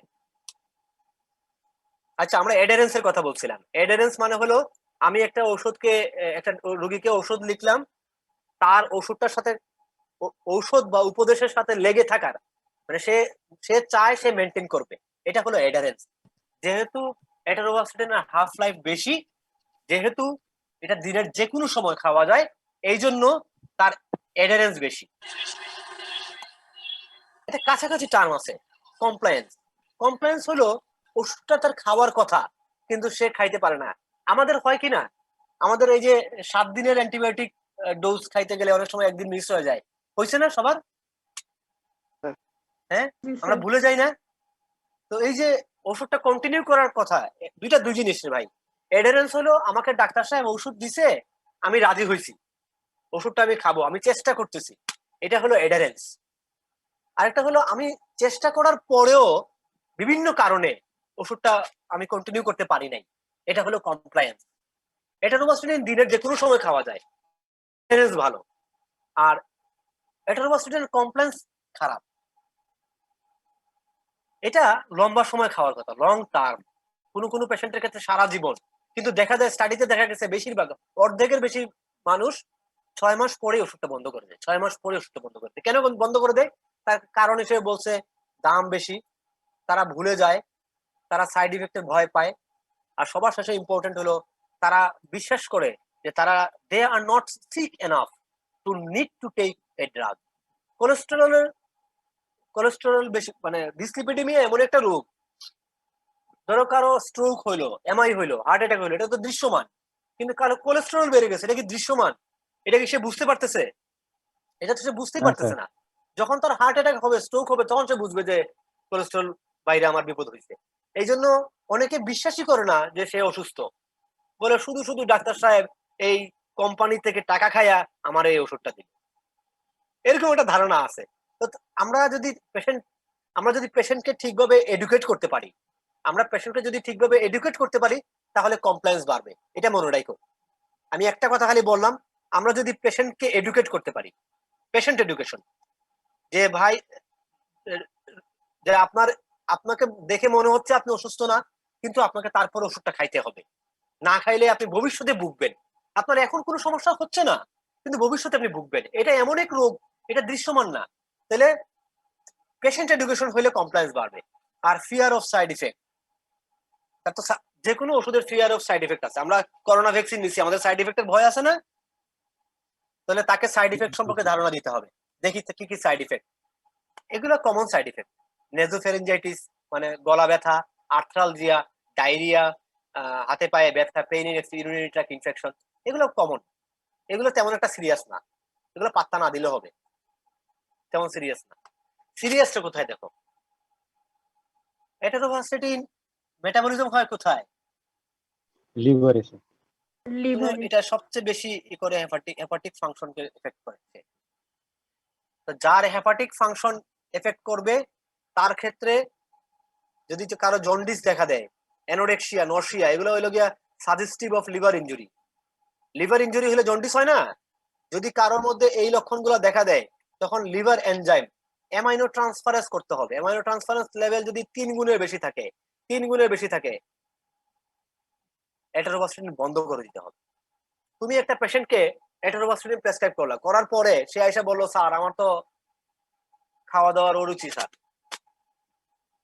তুমি তারে দিলা ধমক যে মিয়া আপনাকে দিলাম কোলেস্টেরল কমানোর ওষুধ, আপনি কোন খাওয়া দাওয়ার অরুচি। তো সবসময় ইগনোর করা যাবে না, পেশেন্টের কথা সবসময় ইগনোর করা যাবে না। সে যদি রিপিটেডলি তোমাকে এই কথাটা বলে, তার মানে তুমি দেখো যে তার লিভার ইনজুরি হচ্ছে কিনা। সেটা বোঝার উপায় কি? আমি লিভার এনজাইম করবো, অ্যামাইনো ট্রান্সফারেন্স। যদি এটা 3 গুণের বেশি হয়, আমি ওষুধটা বন্ধ করে দিব, নাহলে তার সে লিভার ইনজুরি হয়ে মারা যেতে পারে, তাহলে তার কথাটাকে গুরুত্ব সহকারে নেওয়া কতটা ইম্পর্টেন্ট, বুঝে গেছে কথাটা? Yes, আরেকটা sir. জি স্যার। মেজর সাইড ইফেক্ট হলো মায়োপ্যাথি। দেখো দেখো আমাদের ভুলে কি হইতে পারে একটু খেয়াল করো, ক্লাস শেষের পর্যায়ে, একদম শেষ দিকে ক্লাস। মায়োপ্যাথি মানে শুধু আমাদের অবহেলায় মানে রোগী মারা যায় যায়। হ্যাঁ, মায়োপ্যাথি দিয়ে এক্সাম্পলটা দিই। মায়োপ্যাথি মানে হলো এটা spectrum of disease symptom. Myalgia এটা হইতে পারে যে হাতে পায়ে ব্যথা, মাংসপেশিতে ব্যথা, এটা থেকে শুরু করে মাসেল উইকনেস, মাংসপেশি থেকে ব্যথা থেকে লাইফ থ্রেটেনিং রেবডোমায়োলাইসিস। রেবডোমায়োলাইসিস মানে কি রে ভাই? কেউ একজন বলবা? কেউ বলবে রেবডোমায়োলাইসিস মানে কি? muscle breakdown. सर Muscle ये cell डिस्ट्रक्शन breakdown. ऑफ इसके ইয়েস ইয়েস, रैप्ड माने तो सर स्केलेटल হ্যাঁ। এখন Muscle তাহলে breakdown. Muscle sir. দেখো, মায়োপ্যাথি মানে হলো একটা পেশেন্ট এসে বলতে পারে স্যার আমার মাংসপেশিতে ব্যথা। এটা থেকে শুরু করে কি হইতে পারে? রেবডোমায়োলাইসিস হইতে পারে। তো এটা গুরুত্ব সহকারে নিতে হবে। তখন আমরা তাকে ক্রিয়েটিন কাইনেজ এনজাইমটা করতে দিব। যদি 10 গুণের বেশি থাকে ক্রিয়েটিন কাইনেজ, তাহলে এটারোবাস্টিন বন্ধ করে দিব। যদি বন্ধ না করি রেবডোমায়োলাইসিস হয়ে পেশেন্ট মারা যেতে পারে। তাহলে একটা পেশেন্ট, আমি একটু আগে বলছিলাম, যদি এসে বলে যে স্যার আমার জন্ডিস অ্যানোরেক্সিয়া, তাহলে তাকে আমরা কি করতে দিব? তাকে ঝাড়ি দিব, বলবো এই বেশি বুঝেন প্রসন্ন, ঝাড়ি দিব ना सर कभी नहीं वो না, सर ওইটা। তাকে লিভার এনজাইম করতে দিব। হ্যাঁ, যদি 3 গুণের বেশি থাকে বন্ধ করে দিব ওষুধ। আর যদি সে মাংসপেশিতে ব্যথা বলে, যদি তখন তার কি করব? তাকে আবার ঝাড়ি দিব, তাকে ক্রিয়েটিনিন কাইনেজ করতে দিব। যদি 10 গুণের বেশি হয় তাহলে এটারোবাস্টিন বন্ধ করে দিব। জাস্ট সিম্পল দুইটা টেস্ট করে আমরা পেশেন্টকে বাঁচাইতে পারি, সেভ করে ফেলতে পারি তার লাইফ। তাহলে দুইটা কন্ডিশনে এটারোবাস্টিন বন্ধ করতে হবে। যদি ক্রিয়েটিনিন কাইনেজ যদি 10 গুণের বেশি হয়, আর যদি অ্যামাইনো ট্রান্সফারেজ লেভেল 3 গুণের বেশি হয়। এটা সবার মনে থাকবে? এটা সবার জি মনে স্যার। থাকবে? এই দুইটা জি স্যার। কন্ডিশনে বন্ধ করে দিতে হবে। কি কি কারণে মায়োপ্যাথি হইতে পারে? যদি কারো বয়স বেশি হয়, যদি হেপাটিক রেনাল ডিসফাংশন হয়, পেরি অপারেটিভ পিরিয়ড, তার কয়েকদিনের মধ্যে সার্জারি হয়েছে, তার স্মল বডি সাইজ, তার হাইপোথাইরয়েডিজম আছে, এই সকল কারণ থাকলে তখন মানে যদি কারো মায়োপ্যাথি হয়, তখন দেখতে হবে তার এই কারণগুলো আছে কিনা, তার এই কারণগুলোর চিকিৎসা করতে হবে, এগুলোর কারণে মায়োপ্যাথি পায়। যাই হোক, এটা আর বেশি না বলি। এই যে অ্যাডভার্স ইফেক্ট গুলা বুঝতে পারা, detection, assessment, understanding and prevention. Adverse effect বুঝতে পারার জ্ঞানকে কি বলা হয়? Pharmacovigilance sir. ফার্মাকোভিজিলেন্স। এটা মনে রাখলেই হবে। ভবিষ্যতে ইন্টারনেটে যখন যাবা, যদি কোনো তোমার দেয়া কোনো ঔষধের কারণে যদি কোনো পেশেন্টের কোনো পার্শ্ব প্রতিক্রিয়া তুমি সন্দেহ করো যে এই পার্শ্ব প্রতিক্রিয়াটা আমার দেয়া ওষুধের কারণে হয়েছে, অবশ্যই adverse drug reaction ADR reporting করবা। এডিআর রিপোর্টিং করা যায়। এডিআর রিপোর্টিং করার একটা প্রতিষ্ঠানের নাম হলো DGDA, director general of drug administration. শুধু এইটুকুই আজকে বলে রাখলাম। রিপোর্টিং করবা, লুকায় যাবা না। তুমি একটা ওষুধের সাইড ইফেক্ট হয়েছে, চেপে গেলা যে না কাউকে বলা যাবে না, হ্যাঁ, এটা কখনোই করবা না। এডিআর রিপোর্টিং করবা। রিপোর্টিং কোথায় করতে হয়? ডিজিডিএ। একটা নির্দিষ্ট ফর্মে, অনলাইনে ফর্ম পাওয়া যায়, DGDA, director general of drug administration. ওইখানে সাইটে গেলে ফর্ম পাওয়া যায়, সেই ফর্মে পয়েন্ট আছে, সেই পয়েন্ট ধরে রিপোর্টিং করবা। এগুলো প্র্যাকটিস করবা। আমি প্রত্যেককে বিনীতভাবে অনুরোধ জানাই, এগুলো কখনোই চেপে যাওয়ার জিনিস না। ঠিক আছে? যে আমার ওষুধের কারণে, আমি একটা ওষুধ দেওয়ার কারণে রোগীটার স্কিনে র্যাশ হয়েছে, এটা আমি চেপে গেলাম, কাউকে বললাম না, বন্ধুকে এসে চুপি চুপি বললাম বন্ধু আমি তো কাম করছি। কখনোই করবা না এটা। শুধু বন্ধুকে না, এটা এডিআর রিপোর্টিং করবা। এই যে এডিআর রিপোর্টিং করতে হয়, এই যে সাইড ইফেক্ট, কারণ আমরা দেখলাম কি, আমরা যদি সাইড ইফেক্টটা ঠিক টাইমে ধরতে পারি, এই যে ক্রিয়েটিনিন কাইনেজ করলাম, এই যে আমরা অ্যামাইনো ট্রান্সফারেজ করলাম, আমরা রোগীর জীবন বাঁচাইতে পারি না যদি আমরা সাইড ইফেক্ট সঠিক সময় ডিটেকশন করতে পারি। এটার নাম হলো ফার্মাকোভিজিলেন্স। আজকে শুধু এইটুকু বলে রাখলাম, আজকে আর এটা সম্পর্কে আর ডিটেইলস যাব না। ঠিক আছে? কিছু কিছু ওষুধ ব্যবহার করলেও মায়োপ্যাথির চান্স বেড়ে যায়। হ্যাঁ, যেমন এই যে কিছু ওষুধ ব্যবহার করলে এটারোবাস্টিনের লেভেল অল্টার হয়, আবার এটারোবাস্টিন কিছু ওষুধের প্লাজমা লেভেল অল্টার করে দেয়। এই যে একটা ওষুধ যদি অন্য একটা ওষুধের লেভেল অল্টার করে ফেলে, তাহলে তাকে কি বলা হয়? Drug interaction sir. এর মধ্যে প্লাজমা লেভেল অফ এটারোবাস্টিন বাড়ায় দেয় এই যে ফিব্রেট, বিশেষ করে জেমভিব্রোজিন। যদি লেভেল অফ এটারোবাস্টিন বেড়ে যায় শরীরে, তাহলে তার কি দেখা দিবে? কোন ওষুধের লেভেল যদি শরীরে বেড়ে যায় তাহলে কি দেখা দিবে? toxicity. সাইড ইফেক্ট দেখা দিবে, Toxicity. টক্সিসিটি দেখা দিবে। আর কোন ওষুধের লেভেল যদি শরীরে কমে যায়, এই যে রিফাম্পিসিন খাইলে শরীরে ওষুধ ওটার লেভেল কমে যাবে, কমে গেলে কি হয়? ওষুধটার Treatment failure, therapeutic failure হতে পারে। ওষুধটার কার্যকারিতা, হ্যাঁ কি বলছো, বলো বলো, সুন্দর করে বলছো Therapeutic এটা। failure. ভেরি গুড সুশীল, এটা একেবারে বইয়ের কথা বলছো, থেরাপিউটিক ফেইলিয়ার। হ্যাঁ, তোমাদের ফার্মাকোলজি তোমাদেরকে যারা পড়াইছেন, মানে প্রত্যেকের আসলে, এবং তোমাদেরও, মানে তোমরা নিশ্চয়ই তোমরা নিজেরাও পড়ছো, মানে আমি হাইলি প্রেস করতেছি, ঠিক আছে? এরকম চমৎকার চমৎকার থেরাপিউটিক ফেইলিয়ার হয়। এই এই এটা এটা সবাই বুঝছে কিনা, এটা সবাই বুঝছে কিনা দেখি, এটা কাকে কাকে জিজ্ঞেস করবো। এই পালায়ও না কেউ, না পারলে সমস্যা নেই। রাকিব, মোহাম্মদ রাকিবুল হাসান, জি স্যার। বুঝছো যে কোনো জি, স্যার। লেভেলের যদি আমি একটা ওষুধ খাইলাম, ওষুধের হ্যাঁ, কারণে আমার প্লাজমা লেভেল বেড়ে যেতে পারে, কমে যেতে পারে। কমে যেতে বেড়ে গেলে পারে, কি, স্যার। বেড়ে গেলে কি হবে ভাই? ভাই স্যার, টক্সিক ইফেক্ট হবে বা সাইড ইফেক্ট হবে। Very good. আর কমে গেলে সে তার থেরাপিউটিক, হ্যাঁ, সে ওষুধটা কাজ থেরাপিউটিক করবে। ফেলিয়ার হবে।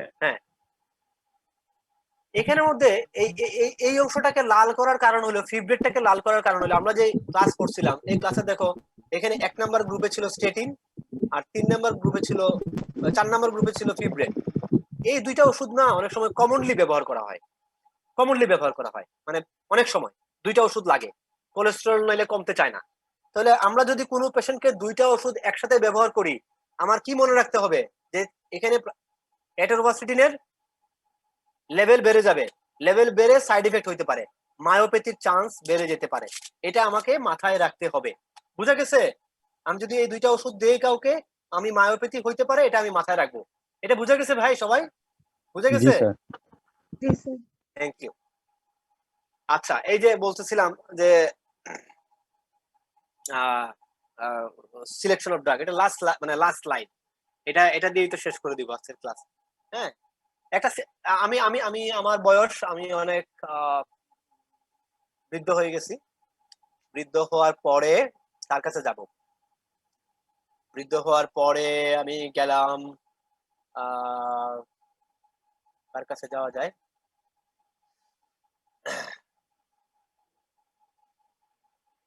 আচ্ছা, ধরা যাক আমি সুশীলের কাছে গেলাম, সুশীলের কাছে গেলাম, জি স্যার। সুশীলের কাছে গিয়ে বললাম যে সুশীল, আমার আমার তো বয়স 60 হয়ে গেছে, জি আমার স্যার। ডায়াবেটিস আছে 25 বছর, 15 বছর ধরে, প্রেশারও আছে 10 বছর ধরে। হ্যাঁ, আমার এলডিএল লেভেলটা, এটা থাকার কথা 130, এটা বেড়ে গেছে। আর এইচডিএল কিন্তু গুড কোলেস্টেরল, ঠিক না? জি স্যার। এটা থাকার কথা 35, এটা কমে গেছে। তাহলে আমাকে কি লিপিড মডিফাইং এজেন্ট দিতে হবে কিনা? হবে স্যার। হবে। এখন আমাকে প্রথমে তুমি বলো কোন ক্লাসের ওষুধ দিবা, এখানে তো অনেকগুলো ক্লাস, কোন ক্লাসের ওষুধ দিবা? Sir first line lipid lowering agent তো স্ট্যাটিন, তো স্যার স্ট্যাটিন দিব স্যার। স্ট্যাটিনের মধ্যেও Statin। এটোরব্যাস্টাটিন দিব। স্টেটিন। আমরা প্রথমে এখানে আসলাম যে স্টেটিন, আমরা এইটুকু নিশ্চিত হইলাম যে আমাকে সুশীল স্টেটিন দিবে, ঠিক আছে? এইবার স্টেটিন দিল সুশীল,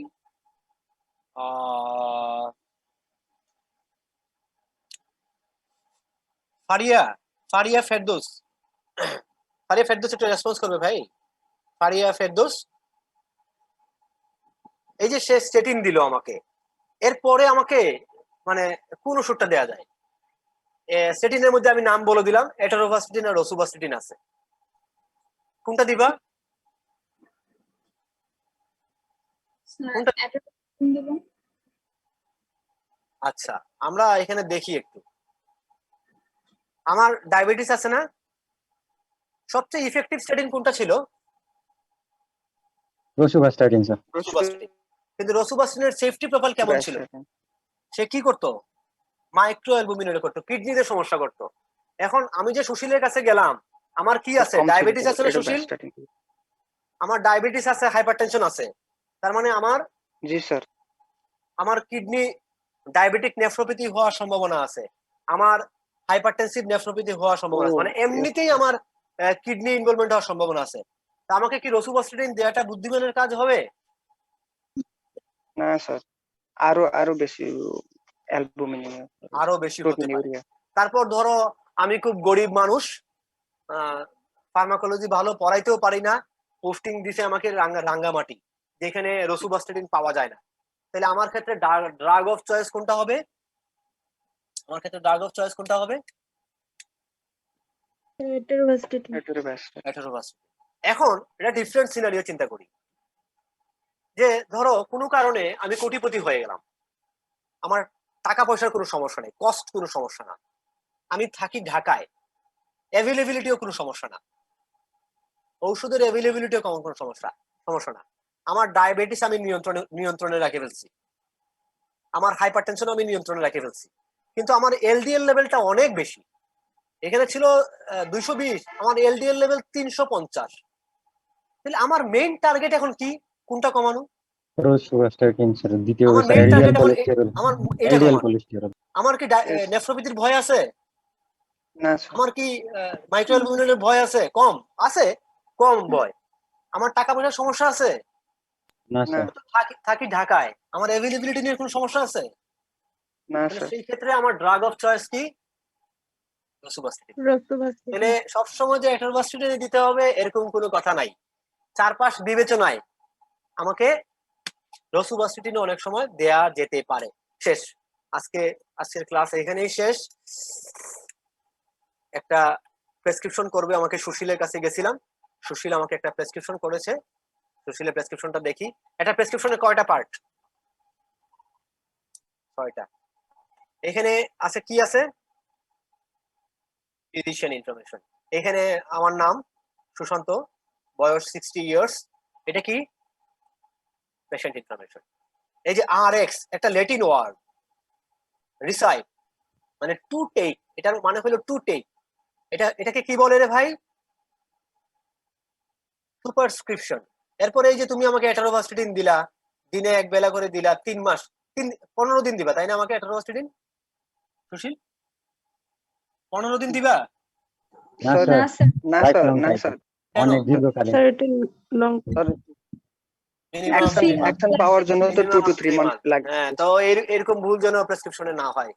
হ্যাঁ, নইলে অন্য ডাক্তাররা হাসাহাসি করবে যে দেখো 15 দিন দিছে। তাহলে প্রতিদিন, তাহলে এই যে অংশটা ট্যাবলেট দিছি দিনে একবার 3 মাস দিছি, এটাকে বলা হচ্ছে ইনস্ক্রিপশন। আর প্রতিদিন যদি আমি একটা করে খাই, 3 মাসে 90 দিনে আমার লাগতেছে 90টা, এটাকে বলতেছি আমরা সাবস্ক্রিপশন। আর এই যে take 1 tablet once daily at least for 3 month, এই যেটা উপদেশ দিলাম, এটাকে বলে সিগনা। তাহলে প্রেসক্রিপশনের পার্ট কয়টা ভাই? ফিজিশিয়ান ইনফরমেশন, পেশেন্ট ইনফরমেশন, সুপারস্ক্রিপশন, কি ফর্মুলেশনে দিলাম, কয়টা দিলাম, কয়দিন দিলাম, ইনস্ক্রিপশন, কয়টা দিলাম, সাবস্ক্রিপশন, আর কোন উপদেশ দিলে সেটাকে বলতেছি আমরা সিগনা। ঠিক আছে? জি স্যার। আহ কারো কোনো প্রশ্ন আছে?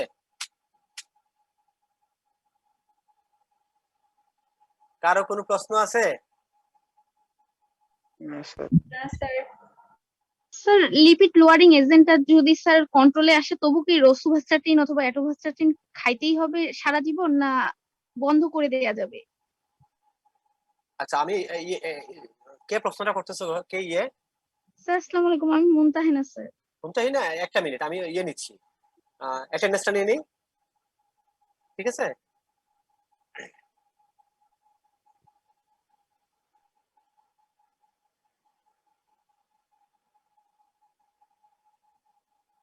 আচ্ছা, মুমতাহিনা, আমাকে শোনা যাচ্ছে মুমতাহিনা? জি স্যার। হ্যাঁ, প্রশ্নটা আবার একটু কাইন্ডলি বলো, আমি একটু অন্যমনস্ক ছিলাম।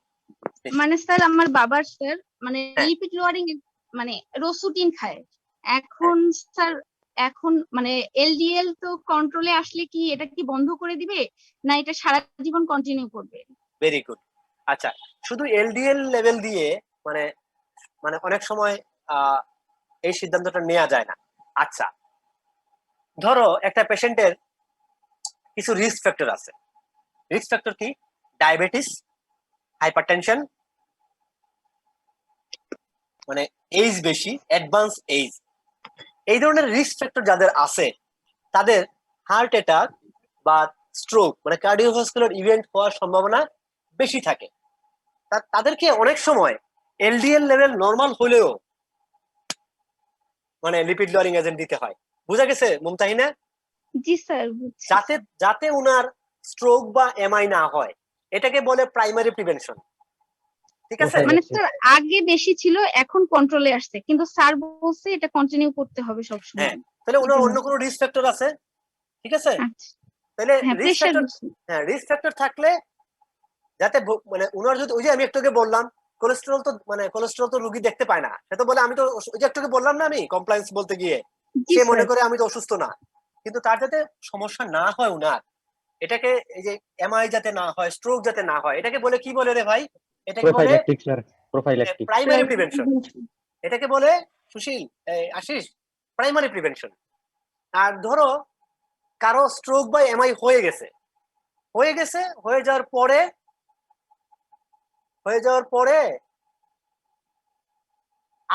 যদি কারো স্ট্রোক বা এমআই একবার হয়, তার না বারবার হওয়ার সম্ভাবনা থাকে। তো একবার যার হয়েছে তার জন্য আরেকবার না হয়, এটাকে বলে সেকেন্ডারি প্রিভেনশন। আমি বুঝাইতে পারছি তো দুইটা কথা, প্রাইমারি প্রিভেনশন আর সেকেন্ডারি প্রিভেনশন। হ্যাঁ, যার হয় নাই তার যাতে না হয় এটা হলো প্রাইমারি প্রিভেনশন, আর যার একবার হয়েছে তার যাতে আরেকবার না হয় এটাকে বলে সেকেন্ডারি প্রিভেনশন। সবাই বুঝতে পারছো?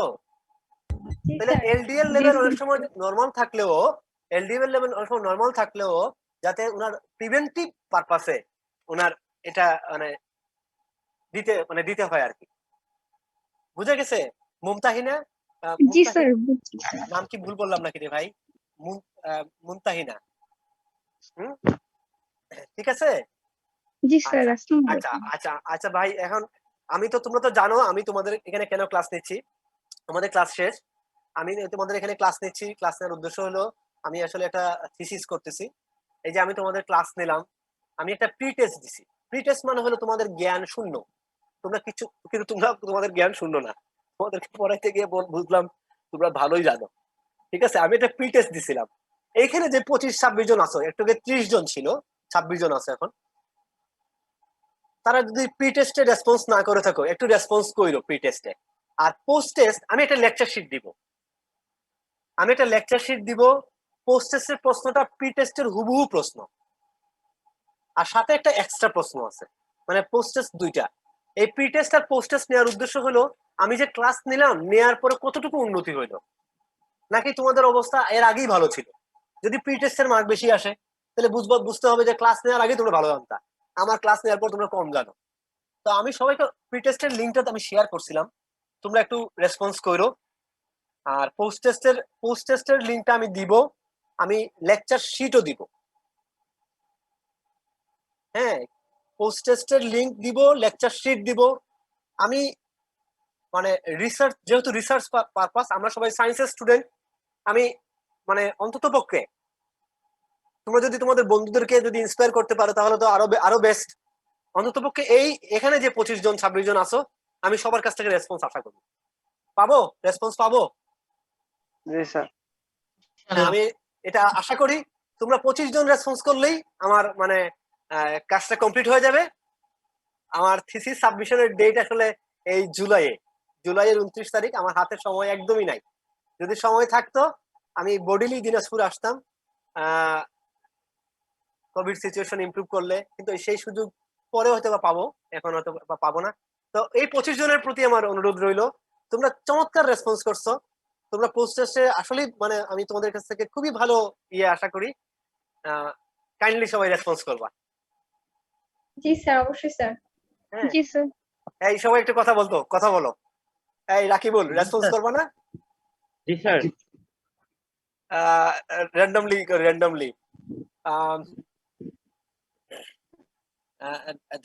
ধার্মিক বিনয়,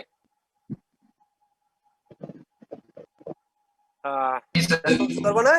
জ্যোতি শর্মা, সুশীল, জান্নাতুল ফেরদৌস, রাভি, যারা আছো, যারা নাম বলি নাই, ঠিক আছে, মিদুরি, প্রীতম কর্মকার, সবাই, আমি সবাই কাছে এটা আমার রিকোয়েস্ট। ঠিক আছে, আর জি স্যার, ওকে আমি স্যার। আমি তোমাদের আমাদের মেডিকেল কলেজের 13তম ব্যাচের স্টুডেন্ট, তোমাদের ক্যাম্পাসের সিনিয়র, সেই হিসেবে তোমাদের প্রতি আমার দাবি বেশি। আমি সবার কাছ থেকে এটা আশা করি, ঠিক আছে? জি স্যার।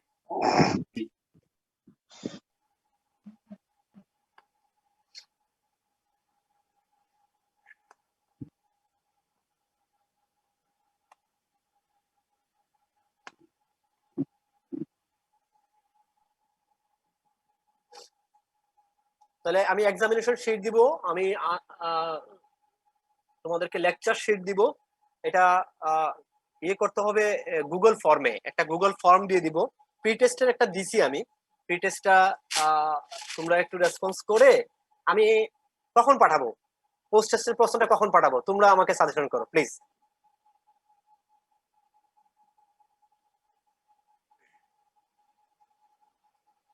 আজকে সন্ধ্যায় পাঠাই, তোমরা ফ্রি আছো আজকে সন্ধ্যায় নাকি আইটেম আছে কালকে? জি স্যার। কালকে আইটেম আছে? না স্যার, আজকে পাঠাই দিলে মানে শুক্রবার পর্যন্ত সবাই করতে পারবে স্যার। শুক্রবার পর্যন্ত, কিন্তু একটা আসলে একটা নির্দিষ্ট সময়ের মধ্যে করতে পারলে যে ভালো হয়। আজকে কি বার? আমি আজকে লেকচার শিটটা পাঠাই দিই, হ্যাঁ লেকচার শিটটা পাঠাই দিই। আর প্রশ্নটা আজকে কি বার? বুধবার না? এটা কালকে কালকে সন্ধ্যায় পাঠাই, কালকে সন্ধ্যায়। জি স্যার। 15 মিনিট 1 ঘন্টার বেশি, আধা ঘন্টার বেশি লাগার কথা না, 2টা প্রশ্ন। তারপরেও আমি 1 ঘন্টার উপরে সময় দিব, ঠিক আছে? জি স্যার। ঠিক আছে। আমি ক্লাসে অ্যাটেন্ড করার জন্য সবাইকে ধন্যবাদ, এবং যে রেসপন্স তোমরা করছো আমি সত্যি প্রশংসা করি। আমি তোমাদের সত্যি প্রশংসা করি। The recording has stopped.